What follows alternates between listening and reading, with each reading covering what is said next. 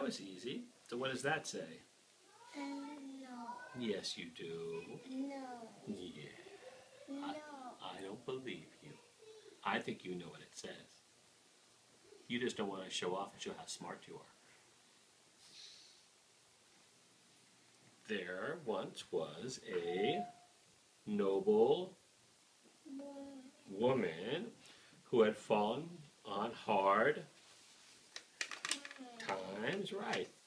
Her castle had been stolen away by a greedy what? A greedy giant. And now she lived in a cottage with her only son, Jack. He was a lazy boy, always dreaming, never working. Mother and son grew poorer and poorer, and they had nothing to sell except a cow. Jack's mother told him to sell the cow for a good price, and he agreed. But do you know what? On the way, I put my glasses on. When did you get there? On the way into town, Jack met a strange little man who gave him 3 magic beans in exchange for the cow, right? Jack thought his mother would be happy to have the beans. After all, they were what kind of beans? Magic beans. These beans, Jack's mother shouted when he came home. You foolish boy. Disgusted, she threw the beans out the window. Now Jack felt sad, and he went straight to bed. But in the morning, when he went to the window, he saw that the magic beans had sprung up into a huge vine. And that's why he kind of sees, right? That's right. So it says right there that he climbed the vine. Look at him climbing up the vine. That's a pretty big vine. Look at the castle. Wow, and his castle in the clouds. I don't know, can you put a castle in the clouds? No. How do the toilets flush if the castle's in the clouds? How can trees be up there? That's right. Higher and higher he climbed until at last he reached the top of the vine and found himself looking at a castle that was high among the clouds. Right.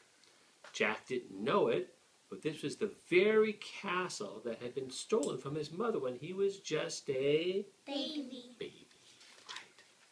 Oh my gosh, look how big that giant is.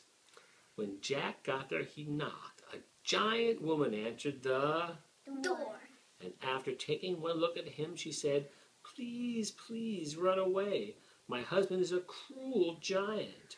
But Jack was exhausted and hungry, so he offered to work for food, and she let him in. Fee, fi, fo, fum. As he was finishing up his dinner, there was a deafening roar. Jack hid in the cupboard just as the giant thundered in, bellowing, "Fee, fi, fo, fum. I smell the blood of an Englishman." But the giant's wife said, "It's the stew you smell." The giant grunted, and he sat down to his giant supper. At last he finished eating, and his wife brought him out a golden goose. A golden goose? I've never seen a golden goose, have you? He's over there. Oh, okay. But he's not looking. No. Yeah, that's why he's peeking in. Oh, he's watching. "Lay," shouted the giant, and the goose laid an egg of gold. The giant amused himself for hours, commanding the goose to lay more golden eggs. Finally, the giant's wife brought out a harp. The giant said, "Play me a drink," and the drink appeared.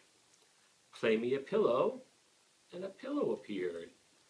"Play music," and the harp played lovely music until at last the giant fell asleep. While the giant was snoring loudly, Jack crept out of his hiding place and grabbed the golden goose and the harp and started to run.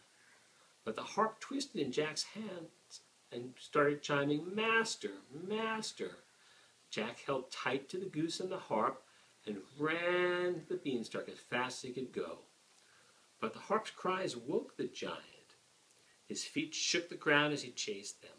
The beanstalk trembled with the terrible weight of him, and as soon as Jack was safely on the ground, he cut the beanstalk with one swing of his hatchet. The giant fell to the ground and died instantly. What does instant mean? It means like that, really quickly, instantly. Jack gave the golden goose to his mother, who instantly recognized it as her own beloved pet. Then he said to the harp, "Play dinner, please," and a grand meal appeared for them. The very next day, Jack asked the harp to play a gown for his mother, and a castle to live in, and happiness to last a lifetime. That's a good story. I like that story.